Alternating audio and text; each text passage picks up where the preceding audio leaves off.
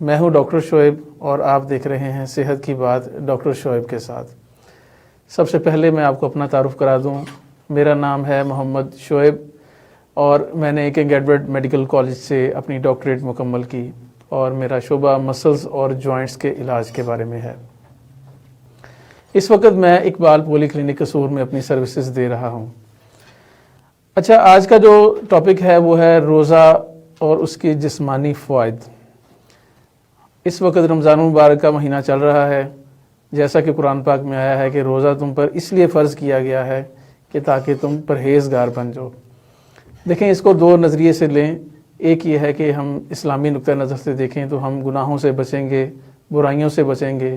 اور دوسرے نمبر پر یہ ہے کہ اس سے انسان کو اپنی صحت کو بہتر کرنے کا بھی موقع ملتا ہے۔ اچھا، روزہ جو ہے اس کے بارے میں جیسے سب سے پہلی تو چیز ہے جو اس کا مقصد ہے وہ ہے تقوی، یعنی پرہیزگاری۔ اب اس حوالے سے جب ہم کھانے پینے میں بھی احتیاط کریں گے تو ہم بھی صحت مند رہیں گے۔ جو دوسرا اس کا بہت بڑا فائدہ ہے وہ ہے کہ وزن کنٹرول کرنا۔ جو لوگ ڈائٹنگ کرنا چاہتے ہیں، عام طور پر یہی ریکمینڈ کیا جاتا ہے، بطور ایک ڈاکٹر کے میں بات کروں گا کہ عام طور پر وزن کم کرنے کے حوالے سے لوگ کہتے ہیں کہ آپ ڈائٹنگ کریں، کم از کم 1 مہینہ لگاتار آپ ڈائٹنگ کریں، کھانے پینے کے معمولات ایسے بنائیں کہ جس کے اندر زیادہ چکنائی، زیادہ میٹھا، زیادہ تلی ہوئی چیزیں وغیرہ ان سے اوائڈ کریں، اور اس کے علاوہ واک وغیرہ بھی کریں۔ روزے کی شکل میں ہمیں ایک بہت اچھا موقع ملتا ہے کہ ہم اپنے وزن کو کنٹرول کر سکیں۔ دوسرے نمبر پر ایک بیماری ہے شوگر، جو بہت ہی زیادہ پاکستان میں عام ہے، اور تقریباً پاکستان میں کم و بیش 2 سے 4 کروڑ لوگ جو ہیں اس بیماری کا شکار ہیں، اور اس کی بہت بڑی وجہ یہی ہے کہ ہم کھانے پینے میں احتیاط نہیں کرتے،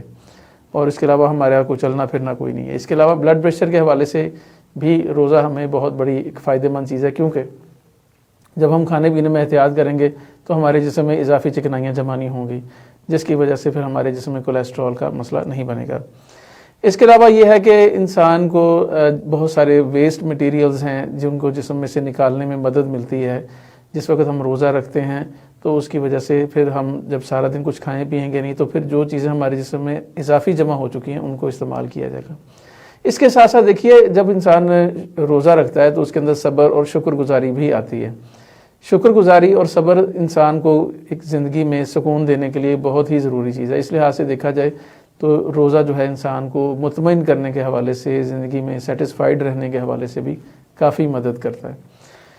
اچھا، اس کے علاوہ ہمیں سخاوت کا بھی اس میں درس ملتا ہے، جیسے ہم فطرانہ کی صورت میں اور افطار کی صورت میں مختلف شکلوں میں ہم جب اس چیز میں کنٹریبیوشن دیتے ہیں تو ہم اس میں بھی ہمارے اندر شکر گزاری اور دولت سے محبت جو ہے نا وہ کم ہوتی ہے، اور اس سے بھی اگین وہی چیز اگر میڈیکلی بات کریں تو ہمارے اندر ایک بہت بڑی سیٹسفیکشن آتی ہے، ہم اپنے آپ کو بڑے مطمئن محسوس کرتے ہیں۔ تو دیکھا جائے تو روزے کا کوئی ایک فائدہ نہیں ہے، اس کے بے شمار فائدے ہیں، لیکن جیسے دیکھیں کوئی بھی چیز ہے نا، جب تک ہم اس کا حق نہیں ادا کریں گے نا کہ اس کو کس طرح کیا جائے، تب تک اس کا فائدہ نہیں ملتا۔ دیکھیں، روزہ بنیادی طور پر ہمیں بھوکا پیاسا رکھنا مقصد نہیں ہے، ایک انسان کی ٹریننگ ہے، بنیادی طور پر 1 مہینے کی ٹریننگ ہے، اس کی نمازوں کی ترتیب درست ہو جاتی ہے، عبادات کی ترتیب بہتر ہو جاتی ہے، کھانے پینے میں وہ روٹین میں آ جاتا ہے، اعتدال سے کھائے گا تو پھر وہ صحت مند بھی رہے گا۔ اس حوالے سے چونکہ میں ایک ڈاکٹر ہوں، میں آپ کو اس حوالے سے کچھ چاہوں گا کہ آج اس پلیٹ فارم سے آپ کو کچھ اچھی سی باتیں بتاؤں کہ آپ سحری کے حوالے سے اور افطاری کے حوالے سے کیا کیا کھائیں، کیا کیا نہ کھائیں، اور کون سی چیزیں جن میں آپ کو احتیاط کرنی چاہیے۔ سب سے پہلے میں سحری کے بارے میں بات کروں تو جہاں تک اس میں روٹی کا سوال ہے تو کوشش کریں کہ اس میں یا تو ہائی فائبر آٹا ہونا چاہیے، یعنی زیادہ جس میں چوکر وغیرہ ایڈ ہو، فائبر ایڈ ہو، یا ملٹی گرین آٹا ہو۔ اب اس کا فائدہ کیا ہوتا ہے؟ جو ملٹی گرین ہے یا ہائی فائبر آٹا ہوتا ہے، بنیادی طور پر فوراً ہضم نہیں ہوتا، وہ سارا دن ہمیں تھوڑی تھوڑی کر کے طاقت دیتا رہتا ہے، جس سے فائدہ کیا ہوگا کہ ہمیں پھر کمزوری یا ویکنس نہیں ہوتی۔ دوسرے نمبر پر اس کے علاوہ ہم دلیا استعمال کر سکتے ہیں، اسپیشلی جو جو کا دلیا ہوتا ہے، یہ بھی اگین اس میں بھی فائبر بہت زیادہ ہوتا ہے۔ جب یہ بھی استعمال کرتے ہیں تو یہ بھی ہمارے جسم میں آہستہ آہستہ ہضم ہوتا ہے، جس کی وجہ سے پھر ہمارے جسم میں کمزوری کا مسئلہ نہیں ہوتا۔ اچھا، اس کے علاوہ ہم سحری کے وقت دودھ یا دہی کا استعمال کر سکتے ہیں۔ دودھ اور دہی بنیادی طور پر ہمیں پروٹین اور کیلشیم اور اس کے علاوہ پانی کا بھی ایک بڑا قدرتی ذریعہ، اس میں پانی کافی اچھی مقدار میں ہوتا ہے، جس سے پھر ہمیں پیاس نہیں لگتی۔ اس کے علاوہ جو بہت ہی ضروری چیز ہے وہ ہے کہ اکثر ہمارے یہاں تصور یہ پایا جاتا ہے کہ ہم افطاری کے ٹائم تو کھجور کھا لیتے ہیں یا پھل کھا لیتے ہیں، لیکن سحری میں نہیں کھاتے۔ حالانکہ اگر ہم سحری کے ٹائم استعمال کریں تو جو جتنے پھل ہوتے ہیں ان میں ایک چیز لفظ بولا جاتا ہے میڈیکل میں کمپلیکس کاربس، یعنی ان کے اندر چینی کی وہ ٹائپ پائی جاتی ہے جس کے اندر چھلکا پایا جاتا ہے۔ اب وہ جو ٹائپ ہوتی ہے نا وہ جسم کے لیے فائدہ مند ہے، وہ آہستہ آہستہ آہستہ آہستہ سارا دن ہمیں طاقت دیتی ہے، بنسبت اس کے کہ ہم ڈھیر سارا شربت پی لیں اور اس کے ساتھ منہ میٹھا کر کے تو اس کے ساتھ فوراً انرجی تو مل جائے گی، لیکن اس کا نقصان یہ ہوگا کہ بعد میں بھوک بھی محسوس ہوگی اور اس سے شوگر بڑھنے کا چانس بھی ہو سکتا ہے۔ اچھا، اس میں یہ چیز کی جا سکتی ہے کہ سحری کے ٹائم ہم جو ہے قدرتی جوس بھی استعمال کر سکتے ہیں اگر شوگر کا مسئلہ نہیں ہے، نہیں تو پھر یہ کہ روٹین میں یہ کہ کوئی بھی پھل، خاص طور پر کھجور، کیونکہ کھجور کے بارے میں فرمایا آپ صلی اللہ علیہ وسلم نے کہ سب سے بہترین جو سحری ہے وہ کھجور ہے، کیونکہ اس کے ساتھ یہ فائدہ ہوتا ہے کہ ہمیں نہ صرف یہ انرجی کا ذریعہ بنتی ہے، اس کے اندر فائبر بھی ہوتا ہے اور اس کے اندر پوٹاشیم ہوتا ہے جو کہ ہمارے بلڈ پریشر کو بھی نارمل رکھنے میں مدد دیتا ہے۔ اس کے علاوہ آپ پانی کا استعمال کریں، جو نیچرل واٹر ہے، قدرتی پانی ہے، اس کو زیادہ استعمال کریں۔ دیکھیں جو لسی ہوتی ہے یا جو ملک شیک وغیرہ ہوتے ہیں ان میں چینی اور نمک زیادہ ہوتا ہے،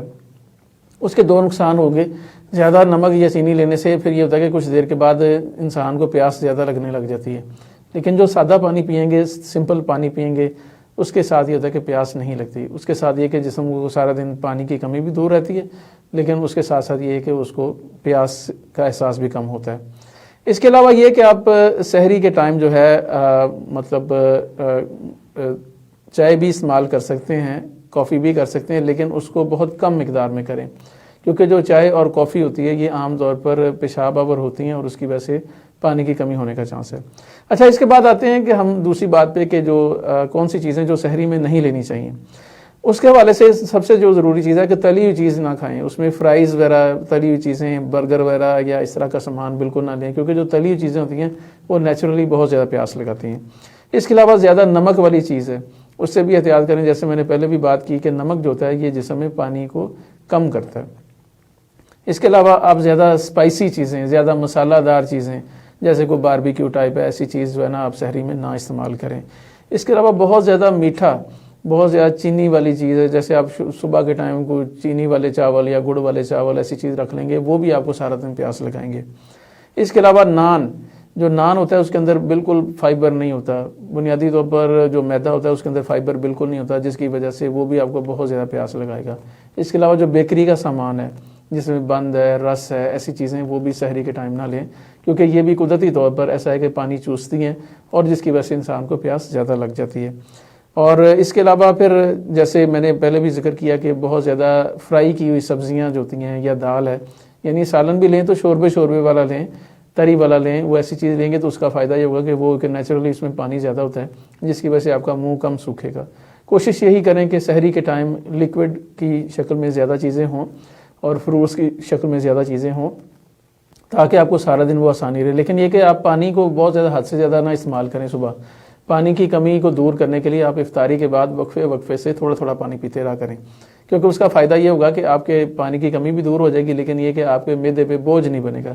کئی بار ایسا دیکھا گیا کہ جب بہت زیادہ پانی پی لیا جاتا ہے تو پھر وہ جب معدے پہ دباؤ آتا ہے تو وہ تیزابیت کی صورت میں، گیس کی صورت میں پھر سارا دن وہ انسان کو تنگی ہوتی ہے۔ اب ظاہر ہے روزے کی حالت میں نہ انسان کو دوائی کھا سکتا ہے، تو پھر اس سے بہتر یہ ہے کہ انسان اپنے کھانے پینے میں ہی احتیاط کر لے۔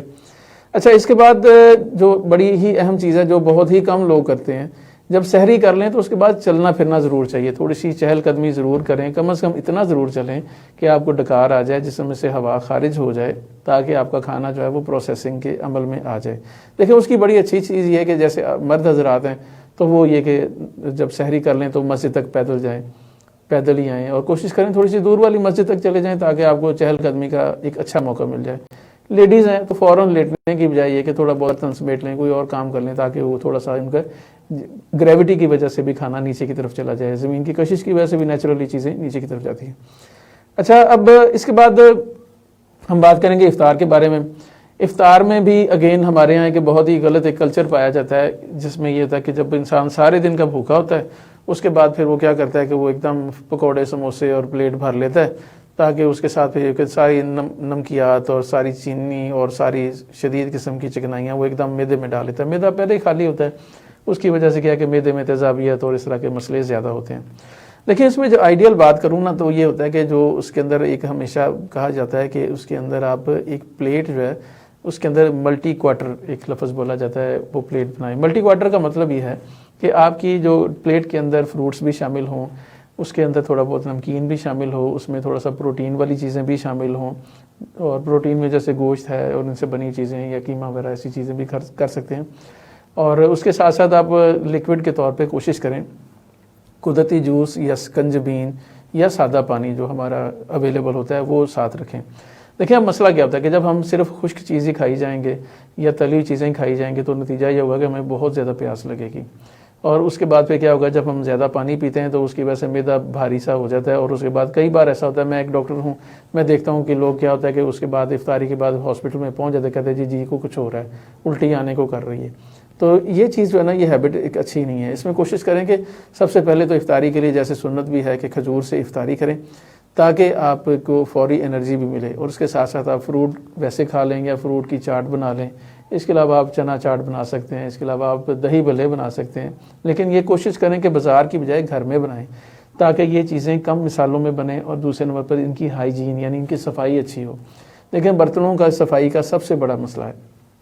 گھر میں ہم جو بھی چیز بنائیں گے ایک تو ہمیں کم خرچ بنے گی، اور دوسرے نمبر پر اس میں صفائی ستھرائی اور اس میں مرچ مسالہ ہم اپنی پسند سے ڈال سکتے ہیں. تو کوشش یہی کرنی چاہیے کہ جب ہم افطاری کریں تو اس کے اندر قدرتی چیزیں، قدرتی پھل اور ان کے جوسز وغیرہ ان کا استعمال کریں. اور پانی کا وہی چیز ہے کہ اتنا پئیں کہ جو آپ کو فوراً بھاری پن نہ کرے، اس کے بعد تھوڑے تھوڑے وقفے سے پیتے رہا کریں. اور اس کے بعد ہے کہ افطاری میں آپ کو کیا چیزیں نہیں کھانی چاہیے. کوشش کریں وہی چیزیں جو میں نے پہلے بھی ذکر کیا کہ ہمارے یہاں ایک کلچر پایا جاتا ہے کہ ہر تلی ہوئی چیز، مسالے والی چیز ہماری افطاریوں میں شامل کی جاتی ہے. بہت مرغن چیزیں ہوتی ہیں، بہت ہیوی چیزیں ہوتی ہیں، وہ کھا کے تو اس کے بعد ایسے وہ جی کو کچھ ہونے لگ جاتا ہے، معدہ بھاری سا ہو جاتا ہے.